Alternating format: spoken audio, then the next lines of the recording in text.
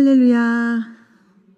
수요일 저녁 예배 나오신 성도님들을 주님의 이름으로 축복하고 환영합니다.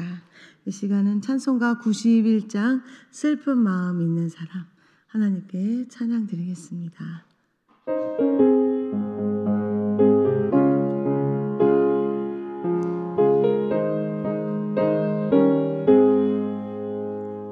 슬픈 마음 있는 사람, 예수 이름 믿으며 영원토록 변함없는 기쁜 마음 얻으리.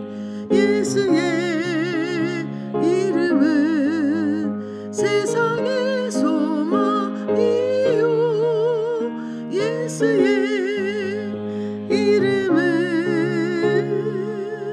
천국의 기쁨일세. 거룩하신 주의 이름 너희 방패 삼으라. 환난 시험 당할 때에 주께 기도드려라. 예수의 이름은 세상의 소망이요, 예수의 이름은 천국의 기쁨일세.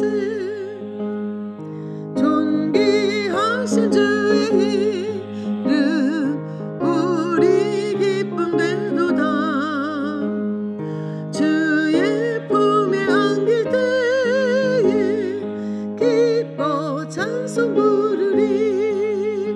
예수의 이름은 세상의 소망이요, 예수의 이름은 천국의 기쁨일세. 우리 갈 길 다간 후에 보좌 앞에 나아가 왕의 왕께 경배하며 면류관을 드리리. 예수의 이름은 세상의 소망이요, 예수의 이름은 천국의 기쁨이. 우리 이번엔 박수 치면서, 다 같이 박수 치면서 슬픈 마음 있는 사람 같이 찬양 드리겠습니다.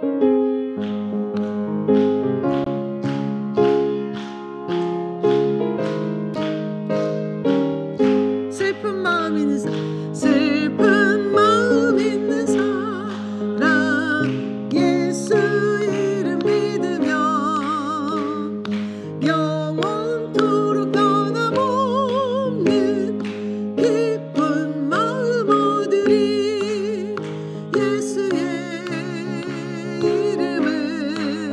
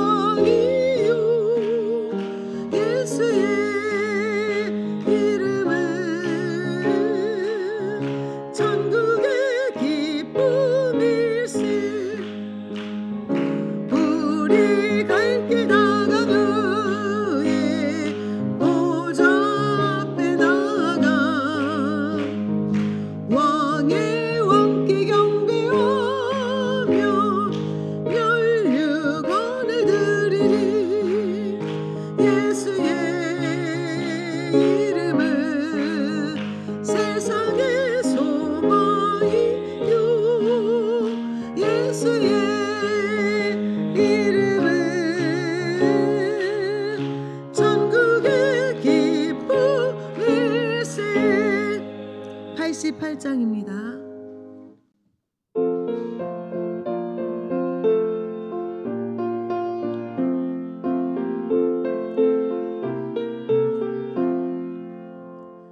내 진정 사모님 친구가 되시는 구주 예수님은 아름다워라. 산 밑에 백합하여 빛나는 새벽별 주님 영원할 길 아주 없도다. 내 맘이 아플 적에 그대로 되시며 나 외로울 때 좋은 친구라. 주는 저 산 밑에 백합 빛나는 새벽별 이 땅 위에 비길 것이 없도다. 내 맘의 모든 염려 이 세상 고락도 주님 항상 같이 하여 주시고 시험을 당할 때에 악마의 계교를 즉시 물리치사 나를 지키네.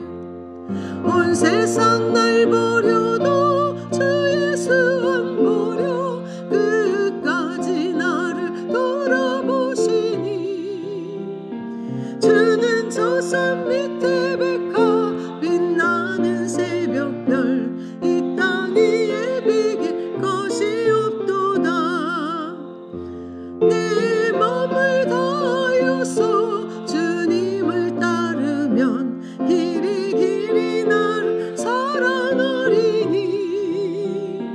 물불이 두렵지 않고 장검도 겁없네. 주는 높은 산성 내 방패시라.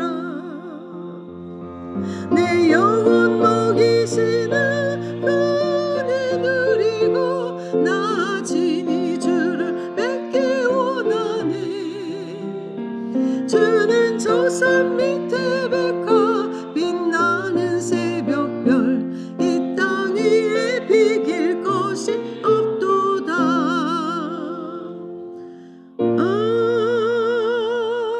아멘. 찬송가 342장입니다.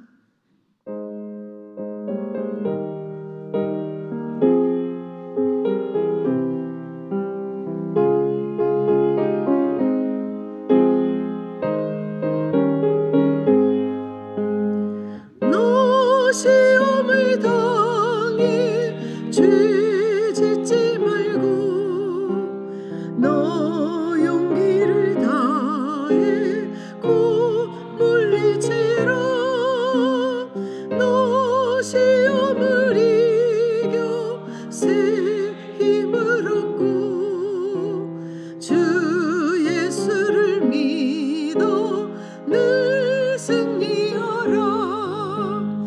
우리 구주의 힘과 그의 위로를 빌라. 주님 내 편에 서서 항상 도우시리. 내 친구를 삼가 잘 선택하고 너행을 삼가 늘 조심하라. 너 열심을 다해 늘 충성하고 온 정성을 다해 주 봉사하라. 우리 구주의 힘과 그의 위로를 빌라. 주님 내 편에 서서 항상 도우시리. 잘 이기는 자는 상 받으리니. 너 낙심치 말고 늘 전진하라. 내 구세주 예수 힘 주시리니. 주 예수를 믿어 늘 승리하라. 우리 구주의 힘과 그의 위로를 빌라 주님 내 편에 서서 항상 도우시리.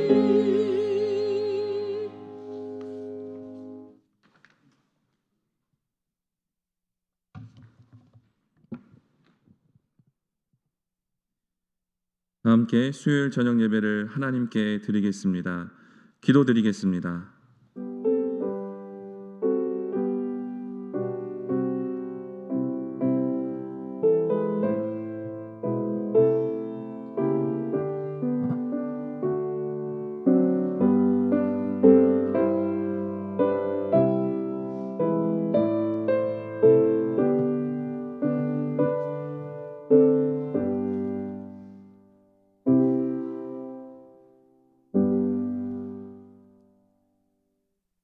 내가 여호와를 항상 송축하며 내 입술로 항상 주를 찬양하리이다.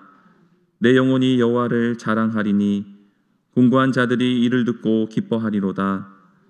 나와 함께 여호와를 광대하시다 하며 함께 그의 이름을 높이세. 아멘. 하나님 아버지, 주님의 부르심에 순종하며 수요일 저녁 예배를 주님께 드립니다. 이 시간 성령님께서 우리 가운데 역사하셔서 주님의 은혜를 부어주시고 하나님의 말씀으로 새 힘을 얻게 하옵소서. 예수님의 이름으로 기원하옵나이다. 아멘. 하늘에 계신 우리 아버지, 아버지의 이름을 거룩하게 하시며 아버지의 나라가 오게 하시며 아버지의 뜻이 하늘에서와 같이 땅에서도 이루어지게 하소서. 오늘 우리에게 일용할 양식을 주시고 우리가 우리에게 잘못한 사람을 용서하여 준 것 같이 우리 죄를 용서하여 주시고 우리를 시험에 빠지지 않게 하시고 악에서 구하소서. 나라와 권능과 영광이 영원히 아버지의 것입니다. 아멘. 찬송가 94장 찬송하겠습니다.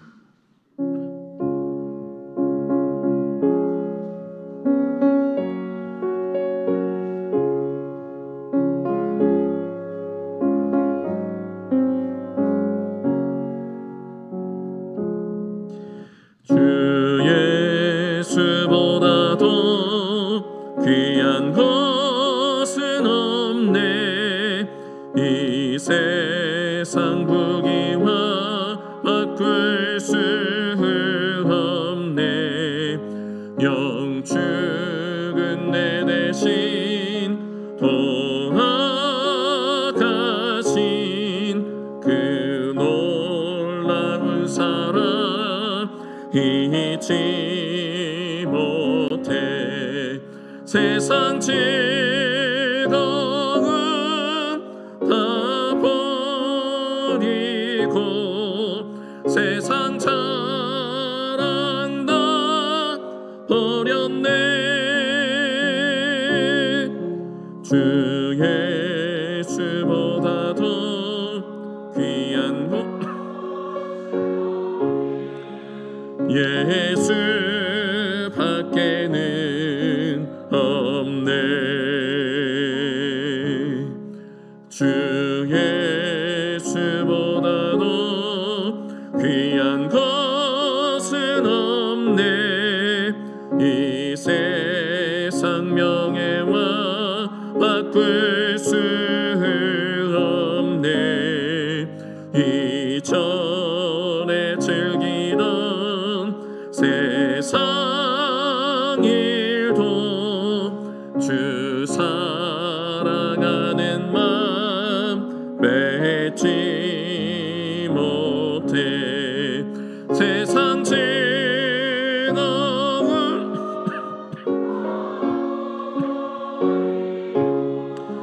세상 자랑 다 버렸네.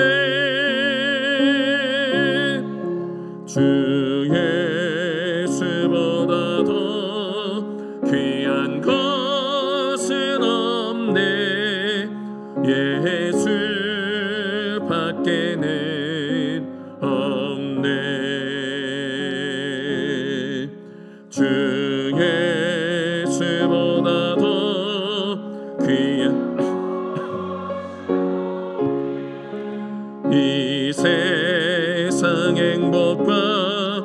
바꿀 수 없네. 유혹과 핍박이 몰려와도 주 섬기는 내 맘 변치 않아. 세상 즐거움 다 버리고 세상 참 버렸네. 주 예수보다 더 귀한 것은 없네. 예수 밖에는 없네.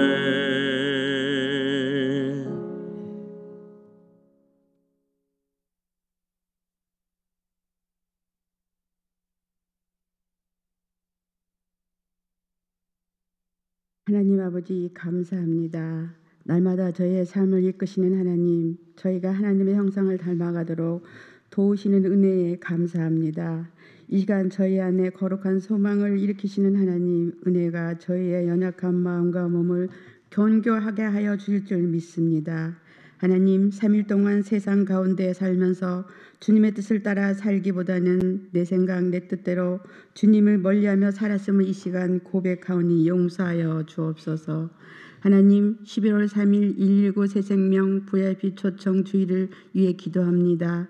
하나님, 저희들이 많은 영혼들을 마음에 품고 기도로 준비하는 가운데 있사오니 하나님께서 그들의 마음 문을 열어주시고 하나님 전으로 향하는 발걸음이 될 수 있도록 인도하여 주옵소서. 하나님, 저희에게 풍성한 계절을 주신 것처럼 저희의 믿음의 열매도 풍성히 맺을 수 있도록 인도하여 주옵소서. 하나님, 이 행사가 1년의 행사로 끝나지 아니하게 하시고 보혈빛 초청을 통하여 다시 한번 저희 예성교회가 부흥의 불길이 타오르게 하시고 성전이 차고 넘치는 은혜를 주시옵소서. 또한 이 예배가 하나님 영광 받으시는 귀한 예배와 행사가 될 수 있도록 하나님 인도하여 주시옵소서. 하나님, 이 시간 수험생을 위하여 기도합니다. 11월 14일 수능을 준비하는 주님의 자녀들이 건강을 지켜 주시옵소서. 하나님, 그들에게 기도로 준비하게 하시며 지혜와 능력을 더하여 주시고 날마다 날개치며 올라가는 독수리같이 피곤치 않게 하시며 그동안 꿈을 향하여 달려온 학생들 바라고 원하는 대학에 다 들어가 이 나라에 꼭 필요한 인재들이 다 될 수 있도록 하나님 인도하여 주옵소서. 하나님, 저희 예성교회에 많은 한우분들이 계십니다. 하나님이 친히 찾아가 낙심한 마음을 이루하여 주시고 주님의 피 묻은 손으로 안수하사 모든 질병이 깨끗이 나음을 받는 은혜를 주시고 사랑하는 권속들이 주님 앞에 나와 찬양하며 예배하며 다시 한번 주님의 은혜를 알게 하옵소서. 이 시간 찬양을 드리는 할렐루야 찬양대 찬양을 통해 영광 받아주시고 수고하는 찬양대원들에게는 한없는 은혜와 복을 주시옵소서. 하나님, 이 시간 말씀을 전하실 목사님 위에 함께하사 영육간의 강건함을 주시고 준비된 말씀이 선포될 때 저희들은 말씀의 큰 은혜를 받아 세상의 승리의 삶을 살게 하옵소서. 예수님의 이름으로 기도합니다. 아멘.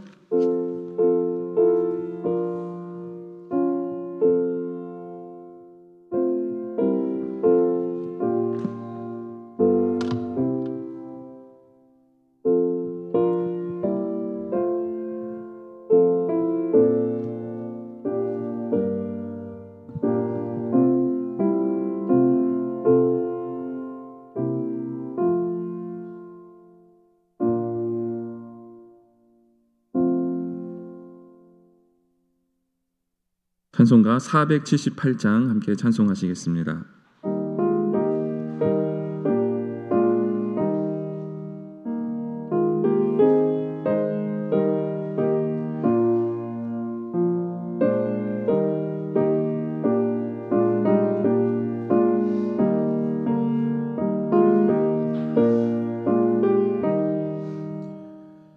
참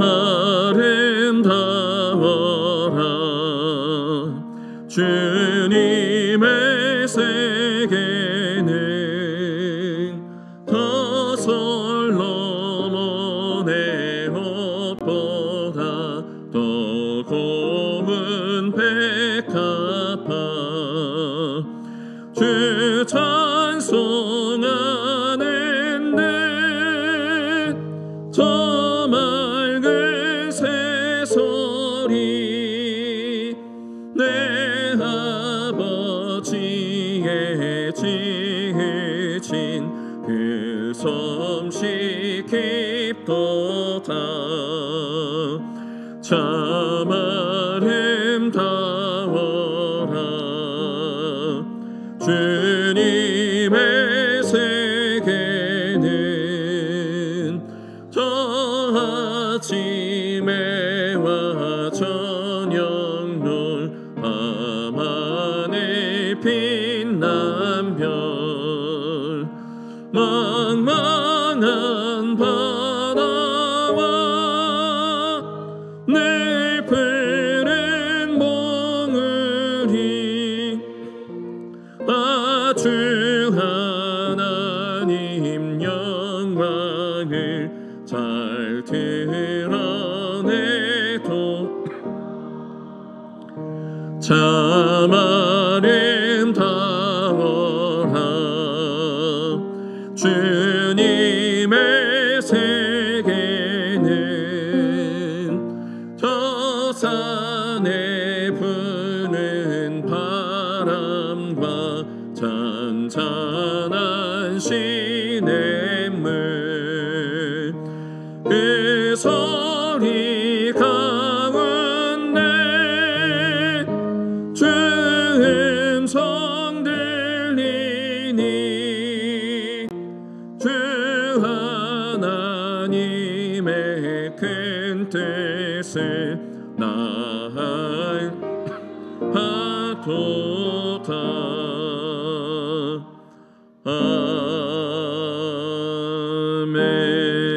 아멘. 하나님의 말씀은 역대하 5장 11절에서 14절까지 말씀입니다. 역대하 5장 11절에서 14절 말씀 한 절씩 읽겠습니다. 이때 제사장들이 그 반열대로 하지 아니하고 스스로 정결하게 하고 성소에 있다가 나오매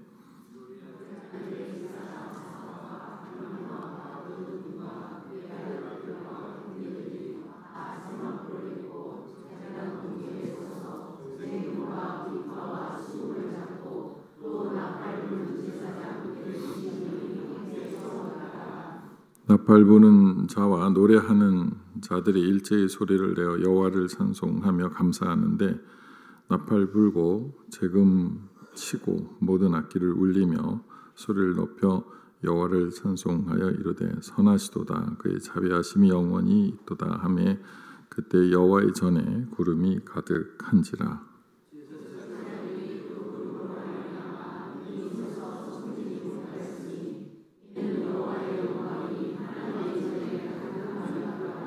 아멘. 쉬운 성경으로 읽겠습니다. 그런 뒤에 모든 제사장들이 성소를 떠났습니다. 그곳에 있던 제사장들은 차례와 상관없이 몸을 깨끗이 한 뒤 여호와를 섬길 준비를 하고 있었습니다.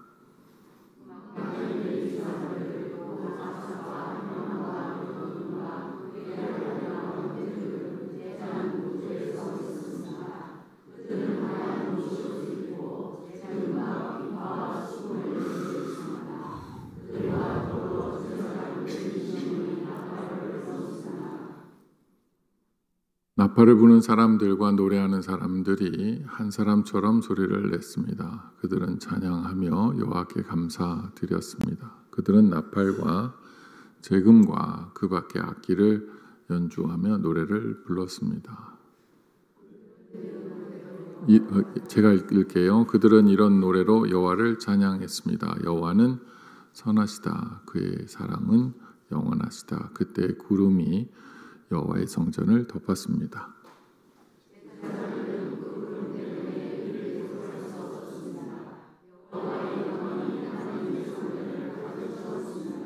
아멘.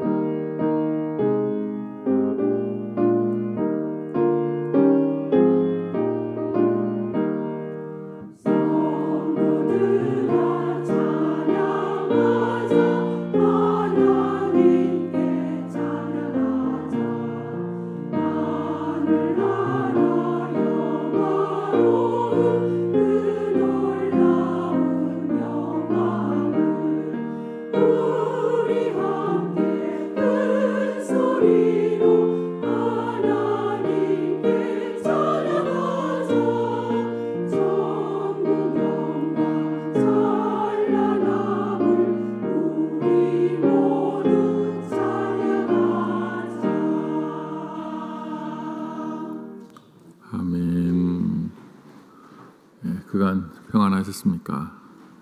하나님의 은혜가 함께 하시기 바랍니다. 오늘 하나님의 말씀은 솔로몬이 성전을 다 짓고 난 다음에 예배를 드리는데 그 예배 드리는 한참 그 신앙의 열정이 가득 찬 모습을 그리고 있습니다. 11절 말씀을 보게 되면 제사장들이 반열대로라고 한다는 것은 제사장들이 순번을 정해서 성전에 들어가는 것이 맞는데 성막에서도 순번을 정해서 한꺼번에 들어가는 것이 아니라 순번대로 이제 들어가게 되죠. 전에 말씀드렸듯이 이번에는 강원도에 있는 제사장들이 하나님의 성막에서 예배를 인도합니다. 그 다음에는 전라도 제사장분들이 다음 달에는 예배를 인도합니다. 이런 식으로 이렇게 되어 있어서 반열이라고 하는 것이 순번을 말하는 것입니다. 이번에는 어떤 지역의 제사장들이 하나님 앞에 예배를 인도할지에 대한 부분이 있었는데 그것은 성막이 있을 때의 모습이고 이제 성전이 대단히 크게 지어지는 바람에 전국에서 제사장들이 다 올라온 상태라서 순번을 정해서 제사를 드리는 그런 정도의 규모가 아니라 성전 안에 아주 많은 사람들이, 많은 제사장들이 가득 찼다라는 겁니다. 그렇다고 해서 일반인들이 들어가는 건 아닙니다. 성전은 크게 세 가지로 나눠진다라고 말씀드렸죠. 제일 안쪽엔 지성소가 있고 거기는 1년에 한 번 대제사장이 들어와서 속죄를 하게 되는데 지금이 그 기간입니다. 지금이 이스라엘에 있어서 신년입니다. 지난주까지 초막절이었고 이제 초막절이 끝나게 되면 죄송합니다. 초막절 전에 대속죄일이 먼저 있습니다. 그래서 요즘도 이스라엘 사람들이 지난주까지 자신들이 지은 죄가 있다면 하나님에게 용서를 구하고 또 이웃들에게 지은 죄가 있다면 한 2주 정도에 걸쳐서 일일이 그 집을 찾아다니면서 사과를 하는 그런 일들을 하게 됩니다. 그게 성경에 나와 있는 속죄 기간을 구체적으로 이스라엘 사람들이 현재도 하고 있는데 작년에 그렇게 했다가 이제 그러한 일정의 제일 마지막 날 10월 7일 날 테러를 겪게 된 것이죠. 그래서 이스라엘 사람들이 이제 용서를 구하게 되는데 그러나 작년에 그 용서를 구하는 그 일에 있어서 한 경우가 이런 경우가 있었습니다. 가자 지구에서 살면서 거의 다 이렇게 시멘트 벽으로 다 돼 있으니까 열려져 있는 검문소를 통과해서 그리고 밖으로 나가게 되면은 거기 이제 유대인들의 개인 주택이 있는데 되게 이쁩니다.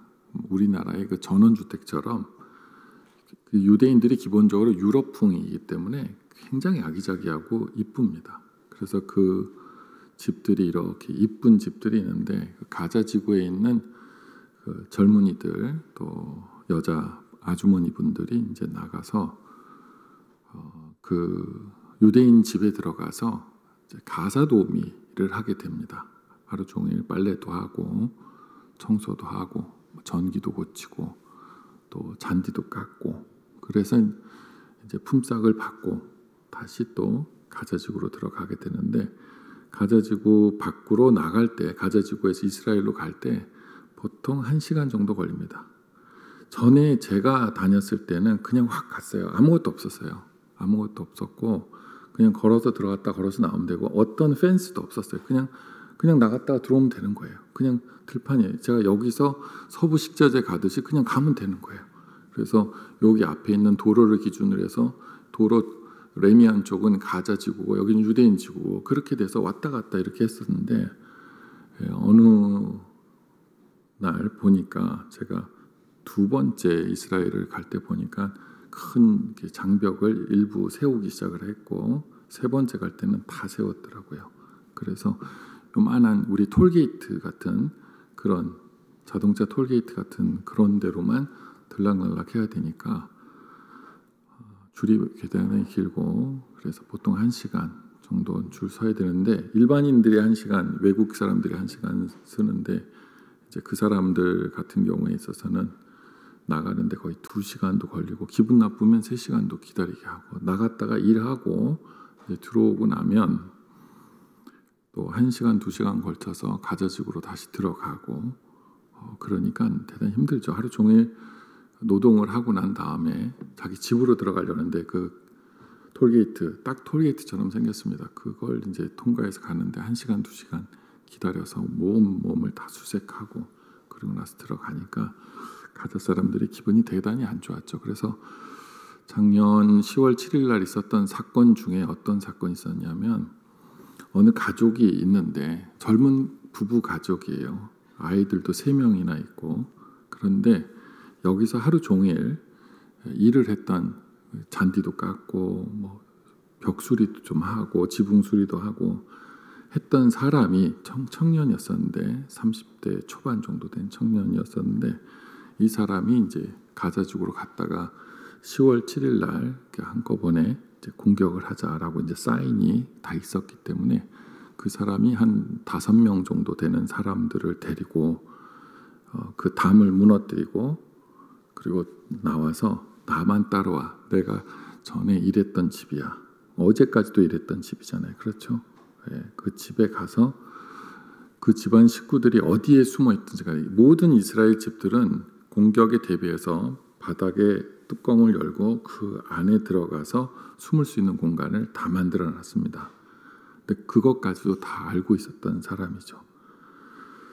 그래서 자신이 일했던 집에 가서 아이까지 다 그렇게 참혹한 일을 한 경우들을 그 아랍 그 언론에 보도가 된 것을 작년 1년 전에 제가 봤던 것 같습니다.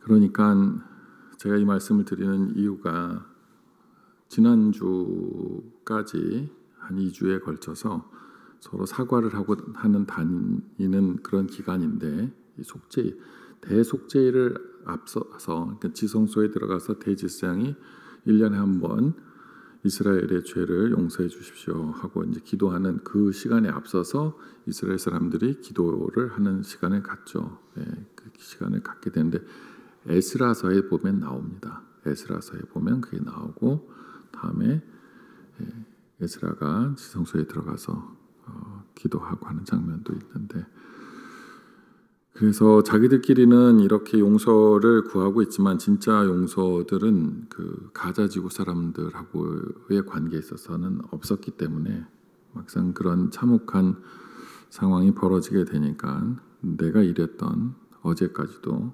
지난주까지도 일했던 그 집이 여기야 하면서 폭력적인 친구들을 데리고 와서 몽둥이 들고 간 사람은 아무도 없고 다 총 들고 들어가서 아주 참혹한 일들을 하게 됐죠. 그래서 지난주가 이렇게 사과를 하러 돌아다니는 기간인데 제가 이스라엘 이렇게 언론을 이렇게 보면서 사과는 도대체 뭘까 이런 생각을 해봤어요. 진정한 사과는 뭘까? 진정한 사과는 뭘까? 유대인 A가 유대인 B한테 가서 내가 당신한테 이런 잘못을 했습니다. 용서해 주십시오라고 하는 기간은 갔는데 그들과 바로 옆에 있는 가자 사람들 그리고 그들은 정말 용서를 구할 사람들에게는 찾아갈까? 그러니까 용서를 구하는 것도 어느 정도 죄를 져야 용서를 구하러 가는데 너무 큰 죄를 지었으면 가기 어렵죠. 서로가 더 불편한 상태이니까 그래서 지성소라는 곳이 1년에 한 번 대속죄일로 대제사장이 들어가는 그 곳이 있고 그리고 이제 한 걸음 더 나와서 제사장들만 있는 공간이 건물 안에 있죠. 우리 교회 정도 크기 정도 되는 공간이 있고 그 다음에 이제 뜰이 있게 됩니다. 뜰에는 모든 사람들이 있지만 우리 교회 정도 되는 사이즈가 이제 성소이죠. 성소 그 안에가 이제 지성소고, 이 성소라고 하는 이 공간 안에 제사장들이 가득 차 있어서 순서대로 그들이 어떤 일을 할 수 있을 정도는 아니었다. 이 내용이 이제 1절의 말씀입니다. 그래서 그 제사장들은 스스로 정결한다라고 하는 것은 정결에 필요한 모든 의식을 다 하고 난 다음에 성소에 들어갔다가 나오는 사람들이다. 한꺼번에 들어가지는 않고 제사장들이 이제 성전이 완성이 됐다라고 하니까 수백 명이 이렇게 줄을 쓴 거죠. 그래서 한쪽으로 들어가고 한쪽에서 성소를 보고 난 다음에 다시 나오고, 지성소 안에는 못 들어가고 이렇게 줄 서서 이렇게 뱅글뱅글 돌면서 이렇게 나오고 있었다. 그런 모습이 11절 말씀입니다. 제가 이렇게 말씀드린 이유가 솔로몬이 성전을 건축하고 큰 예배를 드렸을 때 그때 상황이 어떻게 진행되는지를 한번 상상해 보시라는 거예요. 교회 본당 정도만한 그런 정도의 줄이 있어서 일부 제사장들이 들어왔다가 성소를 한번 둘러보고 기도하고, 이렇게 솔로몬이 성전을 지었구나 하고 거기서 기도하고 나가고, 다음에 또 전국에서 온 제사장들이 이렇게 뱅글뱅글 이렇게 들어오고 나가고 하는 상황이 벌어졌다. 그리고 들어갈 때는 제사장들이 다 정결한 의식을 마친 사람들만 그곳에 들어갔었다라는 것이 11절 말씀입니다. 이 11절을 보면서 그렇게 이제 상상을 평소에도 성경 읽으실 때 하시라라는 겁니다. 그럼 12절 말씀, 노래하는 레위 사람으로 찬송 전문가인 아삽 집안, 헤만, 여두둔 이런 사람들과 그의 형제들이라고 하는 것은 그 집안 찬송가를 부르는 레위 사람들이 특정이 돼 있죠. 물론 다른 사람들도 찬송을 불러도 상관이 없습니다. 그들을 나시린이라고 하죠. 레위인이 아님에도 불구하고 하나님을 내가 자청해서 하겠다 하면서 찬양대에 들어가면 그 사람이 나시린이 되는 거예요. 그래서 레위 집파 아닌 찬양대 사람들도 있었는데 그 사람들을 오늘 성경에서는 형제들이다 이렇게 불렀습니다. 그래서 그들이 세마포를 입었다는 것은 하얀 제사장복을 입었다. 레위인복을 입었다. 제사장복이 아니라 레위인복이죠. 레위인복은 하얀 옷입니다. 그래서 하얀 옷을 입었다. 그래서 제단 동쪽에 서서 여러 가지 이제 악기를 불렀는데 그 옆에 제사장 120명도 함께 있었다. 나팔부는 제사장 120명이라고 되어 있는데 제사장들이 나팔을 부는 건 아니고 제사장이나 지금 레위인이나 서로 막 섞여서 이렇게 되어 있는데 정확하게는 레위 사람들입니다. 레위 사람들 120명이 한꺼번에 나팔을 부른 것이 아니라 12명 정도가 한 30분 정도 나팔을 불고 또 빠져나오면 또 12명이 또 나팔을 불고 빠져나오고 그런 식으로 번갈아 가면서 하루 종일 나팔 소리, 찬송 소리가 예루살렘에 가득 퍼졌다라고 하는 겁니다. 그런 의미입니다. 그래서 하루 종일 나팔을 부는 레위 사람들이 있었다. 병원마다 좀 특징이 있는데 제일 친절한 병원은 성모병원인 것 같아요.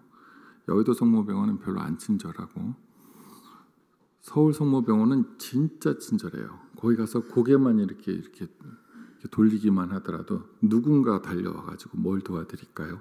이렇게 합니다. 그래서 너무 친절해요. 서울 성모병원이. 여의도 성모병원은 그렇게 안 친절한데. 근데 세브란스 병원은 그 정도도 안 친절해요. 세브란스 병원은 자원봉사 하시는 분들이 로비가 이렇게 있고 수십 명, 어떨 때는 수백 명이 왔다 갔다 하는 건데 조그마한 테이블 이렇게 있고 거기에 그냥 앉아서 휴대폰만 이렇게 보고 있어요.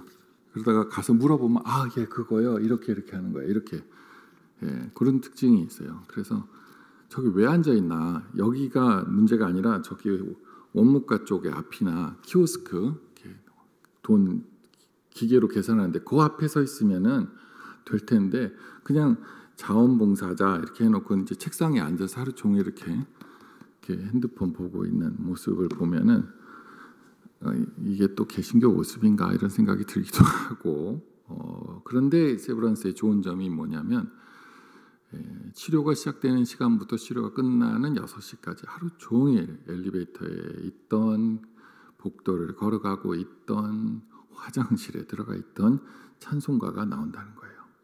계속 찬송가가 은은하게 찬송가 연주곡이 나옵니다. 그거는 너무 좋더라고요. 그건 진짜 참 너무 좋더라고요.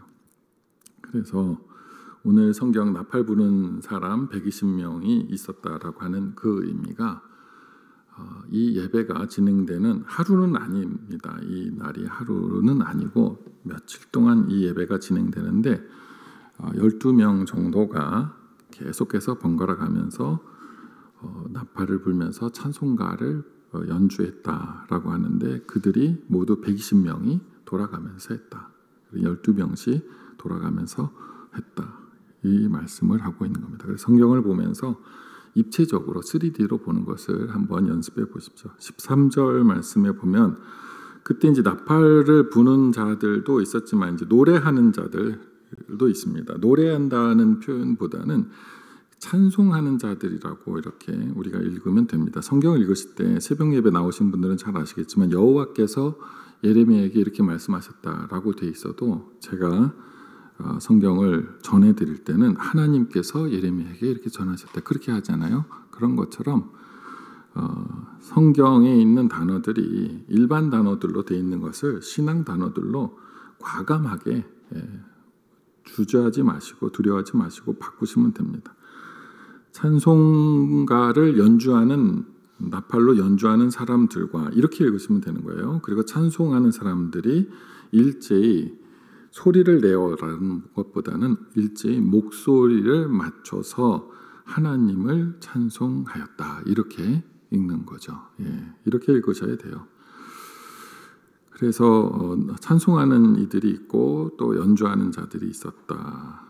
그리고 계속 조금 더 나가서 보면 나팔을 불고 재금을 치고 악기를 이렇게 연주하는 걸 말하는 거죠. 그리고 모든 악기를 연주하면서 울리며 또 돼 있지만 모든 악기를 연주하면서 목소리를 높여서 하나님을 찬송하였다라고 하는 것입니다. 선하시도다 그의 자비하심이 영원하도다 이렇게 되어 있습니다. 찬송을 하는 것이 참 우리 마음에 양약이 됩니다. 제가 노래를 잘 못해요. 우리 부목사님들은 노래를 너무 잘하시고 그런데 제가 노래를 잘 못해요. 박자도 잘 안 맞고 음정도 안 맞고 하는 거 압니다. 아는데 그래도 제 딴에는 그래도 매일 제가 어디에 있든 찬송을 합니다. 집에서도 크게 안 불러서 그렇지 쑥스러워서 작게는 매일 2-3곡을 2-3번씩 부르니까 한 10번은 부른다고 볼 수 있겠죠? 그렇죠? 안 들리게 안 들리게 쑥스러우니까 이상하게 쑥스러워요. 그래서 안 들리게 불러요. 그래서 이제 찬송을 이렇게 부르다 보면 제가 가요를 전혀 안 부릅니다. 그리고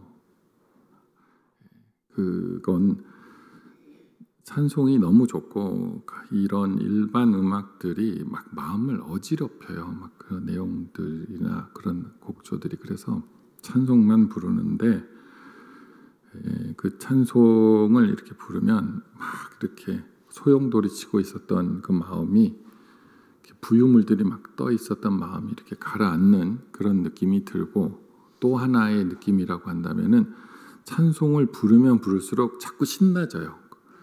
근데 그러다 보면 또 제가 제가 굉장히 쑥스러움이 많아요. 그래서 막 흥이 막 나와지려고 그러면 찬송하세 이렇게 불러야 되는데 찬송하세 하고 이렇게 혼자서 이렇게 부르는 모습을 보면 참 제가 그렇습니다. 그래서 오늘 성경에 보면 악기에 맞춰서 이렇게 찬송을 부르는 사람들의 이런 아름다운 모습들을 보면서 우리가 하루를 참 힘겹게 살아갑니다. 우울증 없는 사람이 어디 있겠습니까? 그리고 뭐 저마다의 약간의 어느 정도의 차이가 있지만 공황증도 있고, 공황증이라는 게 뭐 별거 아닙니다. 사람들 많이 있으면 힘들어하는 것도 되고, 또 사람들 많이 있는 데는 괜찮지만 혼자 있으면 힘들어하는 것도 있고, 사람들하고 대화 나누는 거는 되게 힘들고, 또 사람들하고 그것도 하나의 공황증이고, 사람들하고 대화 안 나누면 또 너무 힘들고, 그래서 누군가랑 자꾸 수다를 떨어야 마음이 편해요. 그래서 이 병증이라고 하는 게 표준 점수가 있죠. 위에가 있고 밑에가 있는데, 이 중간을 정상이라고 하고 이 바깥을 이제 병이라고 하는데, 문제는 이 정상 범위 중에서도 그 선에 서 있는 사람들, 또 밑에 선에 서 있는 사람들은 분명히 정상과 비정상을 왔다 갔다 하는 거죠. 그리고 정상 한가운데 있다 하더라도 어떨 때는 쭉 기분이 밑으로 처질 때도 있고, 올라갈 때도 있고. 저는 개인적으로 한강이라고 하는 그 작가를 되게 좋아합니다. 요즘 뭐 자료들을 보게 되면 너무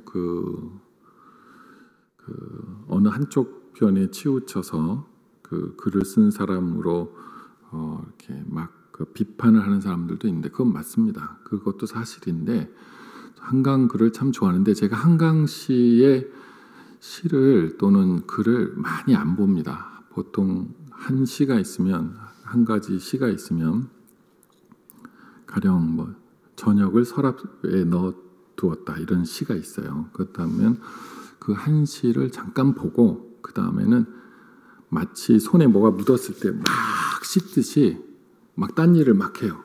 왜냐하면 한강 씨의 시를 이렇게 읽고 나면은 마음에 막 어두움이 막, 지금 어두움이 뭐냐면 블랙이 아니라 불이 여기서 꺼지면은 어둡잖아요. 그런 어두움, 그 먹물 같은 어두움이 몸속에 싹 들어와요. 이 한강 씨의 시를 보면은 인간이 겪는 고통에 관한, 인간이 겪는 그런 외로움과 그런 힘이 없는 자가 저항하지 못하는 그런 억울함에 대한 내용들이 참 많이 있고, 그리고 버림받은 자의 그 쓸쓸함, 그러니까 예수님 표현을 인용한다면 바깥에 버려져서 슬피 우는 자들은 죄를 지은 자들인데, 바깥에 버려진 채로 슬피 우는 사람들에 대한 심정을 많이 그렸어요. 그러다 보니까 한강 씨의 글을 이렇게 보고 나면은 막 마음이 어두워요. 그래서 조금만 보고, 그래서 마치 겨자처럼 인생이 막 흥분되고 기분 좋고 행복하고 이렇게만 바라보는 착각 속에 있다가 한강 씨 글 같은 거를 이렇게 보게 되면, 아 그래, 인생에는 깊은 어두움이 있고 숨겨진 고통들이 참 많아, 웃음 뒤에 그 쓴웃음들이 정말 많아 라는 것을 알게 되지만, 그러나 그걸 너무 겨자를 숟가락으로 퍼먹을 수는 없잖아요. 그러니까 얼른 빨리 씻어야겠다 해서, 그럼 어떻게 씻느냐? 찬송가로 씻어요. 찬송가로 씻어요. 오늘도 목양실에서 설교를 준비하다가 앞에 한강 씨 시가 있어서 이렇게 한 편을 이렇게 보고 난 다음에 마음이 막 그냥 무슨 뜻인지 알겠다. 이 밥 짓는 얘기거든요. 밥을 젓는데 밥에서 이 김이 모락모락 나는데 뭐 그런 내용이에요. 그게 뭐, 근데 그 내용을 무슨 뜻인지 알겠어요. 그래서 이게 사람의 죽음에 관한, 영혼이 밥에서 김이 모락모락 나는 것이, 원래 이 김이 밥 안에 있어야 되는데, 밥 안에 있어야 될 그 김이 밥알 안에서 빠져나와서 이렇게 사라져가는 모습을 보면서 사람 몸에서 영혼이 이렇게 빠져나가면서 인생이라는 것이 참 덫이 없다, 이런 내용의 그런 시였어요. 그래서 참 말은 된다. 근데 그러고 난 다음에 어두움이 이제 막 찾아오는 거예요. 그래서 얼른 찬송가를 틀었어요. 그래서 찬송가를 듣고 또 찬송가 보고 찬송가 입으로 따라 부르고, 제가 이 말씀을 드리는 이유가 세상 어떤 곳으로도 영혼의 어두움을 해결할 방법이 없어요. 우리가 먹는 우울증 약, 여기 드시고 계신 분들이 있다고 하는 그 약 효과 한 4시간 정도 간다고 합니다. 제가 의사가 아니고 약사가 아니라 정확한 건 잘 모르겠는데 결국 어떤 약을 먹더라도 그 어두운 마음을 해결할 수가 없어요. 그 약이 취하게 하는 그런 순간, 그 감감기가 있는 그 시간만큼은 멍하니 있어서 그 고통에서 잠시나마 빠져나올 수 있지만 그러나 영원히 그 고통에서 빠져나올 수는 없어요. 그럼 그걸 할 수 있는 방법이 뭐냐? 찬송을 하는 거예요. 찬송할 힘이 없으시면 찬송을 들으시면 돼요. 그냥 귀에다가 요즘 유튜브가 찬송가가 얼마나 많습니까? 그냥 저를 한번 믿어보세요. 예. 그냥 제 말 한번 믿어보세요. 예. 제 말 한번 믿어보시고 마음이 어두우실 때는 그냥 찬송가를 이렇게 틀어놔주세요. 그러면은 그 쓰레기 먹물 또 뭐 구정물처럼 마음이 막 소용돌이 치다가 찬송가가 싹 들어가면 마치 물 맑게 하는 약이 들어간 것처럼 쫙 하고 이렇게 맑아지는 그런 경험을 하시게 됩니다. 왜냐하면 찬송가에는 하나님의 영이 담겨져 있기 때문에 그렇습니다. 사실 찬송가가 음악적으로는 그렇게 뛰어난 곡조는 아니에요.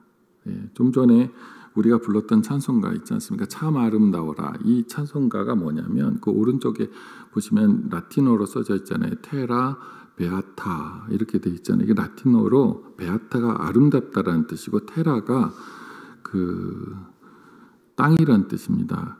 그래서 테라 베아타라고 하는 이 말은 아까 제가 찬송하면서 제가 찬송가를 미리 본 건 아니고 아까 찬송하면서 이렇게 보니까 이거 테라 베아타라고 돼 있네. 이게 라틴어로 아름다운 땅이라는 뜻이거든요. 또 베아테라라고 하는 것이 세상이라는 뜻도 되고 아름다운 세상. 그러니까 세상이 굉장히 어둡게 느껴질 수 있지만 아니라는 거예요. 왜냐하면 하나님이 세상을 만드셨기 때문에 세상이 많이 오염돼서 인간의 죄로 인해서 오염돼서 많이 어두운 것도 사실이지만 그러나 근본적으로는 하나님이 세상을 아름답게 만드셨다라고 하는 것을 잊지 말아라 라고 하는 이 노래 곡조인데 이 곡이 영국 민요예요. 우리로 보자면은 뭐 강원도 아리랑, 정선 아리랑 또 이런 것처럼 민요예요, 민요. 그래서 영국 사람들이 이 땅 갈면서 민요 부르는 것에 대해서 여기에 나중에 미국에 있는 어느 목사님이 가사를 붙인 것이 바로 참 아름다워라라고 하는 이 곡이거든요. 그러니까 곡조가 그렇게 고급스럽지 않습니다. 음정이 그렇게 고급스럽지 않은데 문제는 질그릇에 담겨져 있는 이걸 꼭 기억하셔야 돼요. 질그릇에 담겨져 있는 보석이라는 거예요. 곡조가 고급스러운 베토벤이나 모차르트나 하이든이 지은 곡이라서가 아니라 비록 농부들이 농사를 지으면서 부르는 노동가인 민요이지만 이 민요 안에 하나님에 대한 찬양의 가사가 딱 붙는 순간 여기에 성령이 임하시고 여기에 하나님의 임재가 있고 그로 인해서 치유가 일어나고 그로 인해서 하나님의 역사가 일어난다라고 하는 것을 우리가 알아야 된다는 겁니다. 그래서 찬송가 곡이 굉장히 쉬워요.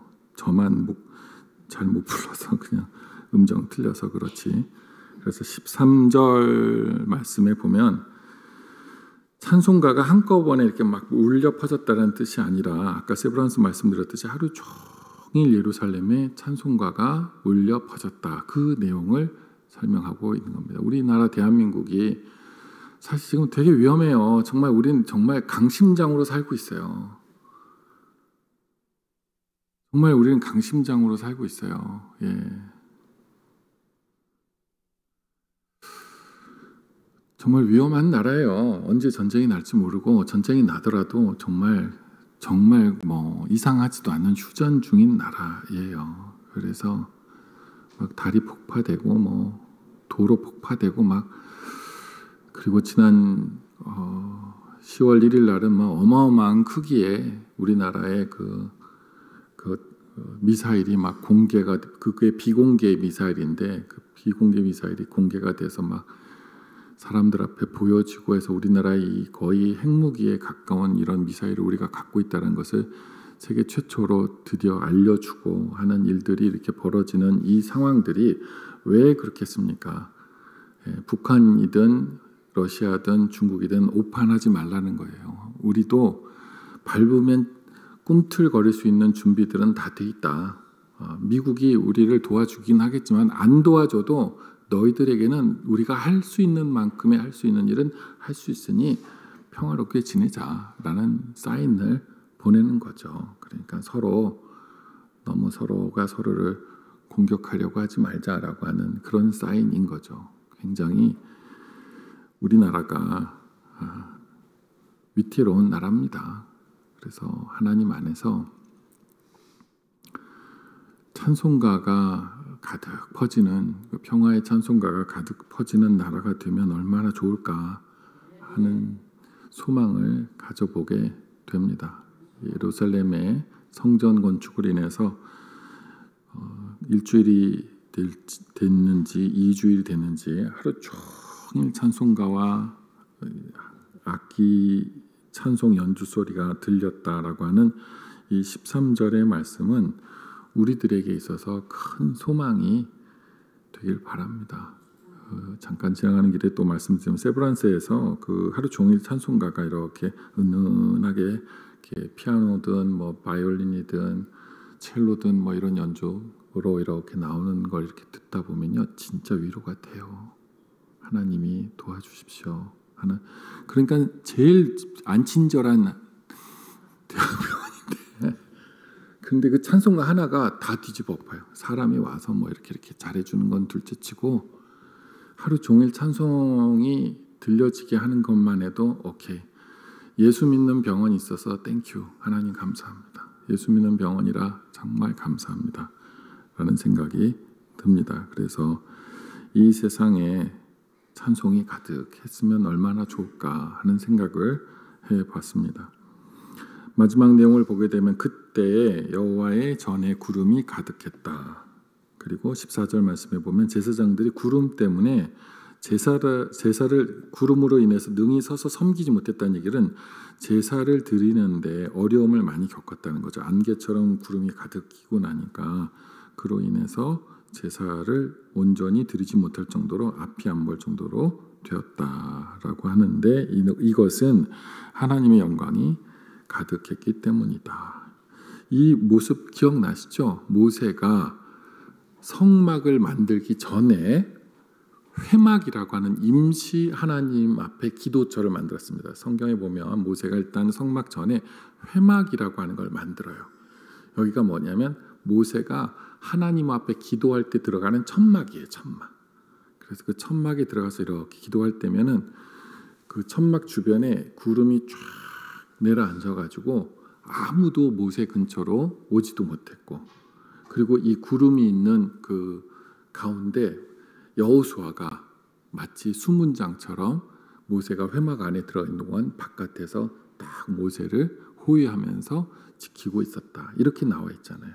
그러다가 이제 나중에 성막이 완성이 되고 난 다음에, 전에는 모세 혼자 들어가서 기도하던 천막 하나가 있었는데 이제는 그렇지 않고 이스라엘 백성들이 들어가서 거기서 하나님 앞에 예배드리는 성막 성전이 있게 됐다라는 거죠. 그래서 성막 성전이 이렇게 만들어지고 난 다음에 완성이 되자마자 그때도 하나님의 영광이 구름으로 가득 찼다라고 하는 내용이 나옵니다. 솔로몬이 비단 이렇게 화려하고 금으로 장식되어 있는 세상 어느 빌딩보다도 더 번쩍거리는 건물을 지었다 할지라도, 그러나 여기 안에 하나님의 예배 처소라고 하는 분명한 목적과 의미가 있기 때문에 하나님께서 이 전에 내려오셔서 이 전 가운데 임재하셨다라고 하는 것이 오늘 성경의 마지막 내용입니다. 우리가 성전으로 있는 모든 세상에 있는 교회들이 어느 교회들은 이런 모양이고 또 어느 교회들은 또 저런 모양이고 그런 것들이 저마다 이렇게 각각 있죠. 케이블 TV로 이렇게 어느 교회 목사님 설교하는 걸 이렇게 듣고 예배 드리는 거 보면 나는 정말 좀 나랑은 잘 안 어울려. 또 어느 쪽에서 또 예배 드리는 거 보면 좀 너무한 거 아닌가? 이런 생각도 들고. 그런데 결론이 뭐냐면 어느 분이 얼마 전에 상담을 했더니 그런 말씀하시더라고요.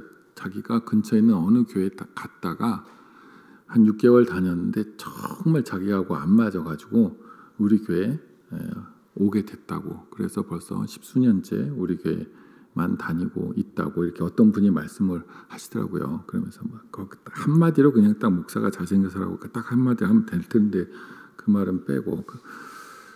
저도 그 교회에서 그렇게 예배 드리는 모습이 썩 저에게 이렇게 와닿지는 않는 모습입니다. 그런데 저는 그 교회도 그렇고 우리 교회도 그렇고 그 밖에 다른 모든 교회들도 그렇고 결론으로 가서는 내가 안 맞는다고 해서 그것이 하나님의 전이 아니라는 거예요. 그래서 내가 좋아하는 옷의 취향이 있듯이 내 취향에 안 맞는 교회가 그것이 나쁜 교회일 수도 없고 잘못된 교회일 수도 없고 모든 교회는 하나님의 영광이 가득한 예배처소이고 하나님의 임재가 임하는 곳이다 라고 하는 겁니다. 그래서 제가 개인적으로는 이 솔로몬 성전을 별로 안 좋아하는 거 잘 아시지 않습니까? 그러나 그건 제 취향일 뿐이고 하나님께서 이걸 꼭 기억하세요. 모든 교회는 하나님의 영광이 가득하고 하나님의 임재가 있고 하나님의 우리를 향하신 사랑이 가득한 곳이기 때문에 나에게 안 맞는 교회는 있을 수 있어도 나쁜 교회는 없다라는 생각을 꼭 가지시고 어느 교회에 가시든 지금 가라는 소리는 아니에요. 우리 교회 지방에 이렇게 여행 가셔서 1년에 2번 예배를 드리시든 거기서 마음을 다해서 예배 드리시고 그리고 꼭 거기다가 헌금하시고 거기다 헌금하시고 괜찮아요. 우리 교회 재정적으로 괜찮아요. 뭐 그냥 없으면 굶으면 되니까 거기다가 헌금 꼭 하시고 힘을 다해서 헌금하시고 우리 교회에서 했던 것보다 2배, 3배, 4배 헌금하시고 그리고 우리 교회에 오셔서 다시 또 예배 드리시는 저와 여러분 되시길 바랍니다. 기도드리겠습니다. 하나님의 성전을 솔로몬이 짓고 하나님께서 거기에 친히 임하시고 모든 사람들이 찬송을 하고 또 악기를 연주하며 하나님 앞에 영광을 올리는 이 아름다운 모습이 아버지 하나님 이 분단국인 저희 대한민국에 예수 대한민국으로 있게 하여 주시옵소서. 아버지여, 세상은 온갖 경쟁으로 가득 차고 밟고 일어서려고 하고 그리고 또 북한은 북한대로 굶주림과 또 공포와 또 악에 바쳐서 나쁜 짓들을 많이 하고 저희들은 많이 가졌지만 썩고 또 썩어 부패한 상태로 하나님 앞에 거짓으로 나올 때도 참 많이 있습니다. 하나님, 주의 전은 언제나 거룩한 곳이고 어떤 전도 나쁜 전이 없다라고 하는 것을 늘 또한 마지막으로 기억하며 하나님의 전에 들어갈 때마다 하나님의 임재에 두려워하게 하시고 주의 전에서 늘 기도하고 찬송하고 영광 올리는 삶을 주 예수 그리스도의 재림 때까지 저희들 가운데 있게 하옵소서. 예수님의 이름으로 기도드리옵나이다. 아멘. 찬송가 478장 한 번 더 찬양 드리겠습니다. 찬송가 478장입니다.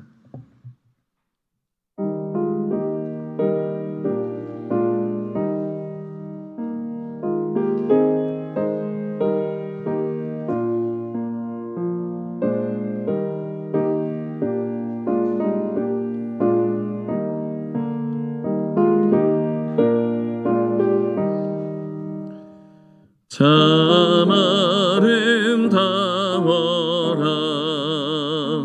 주님의 세계는 저 솔로몬의 헛보다 더 고운 백합화. 주 찬송하는데 저 맑은 새소리 내 아버지의 지으신 그 솜씨 깊도다. 참 아름다워라. 주님의 세계는 저 아침 해와 저녁 놀 밤하늘 핀단별 망망한 바다와 늘 푸른 봉우리 아주 하나님 영광을 잘 드러내도다. 참 아름다워라. 주님의 세계는 저 산에 부는 바람과 잔잔한 시냇물 그 소리 가운데 주 음성 들리니 주 하나님의 큰 뜻을 나할 때 하도다.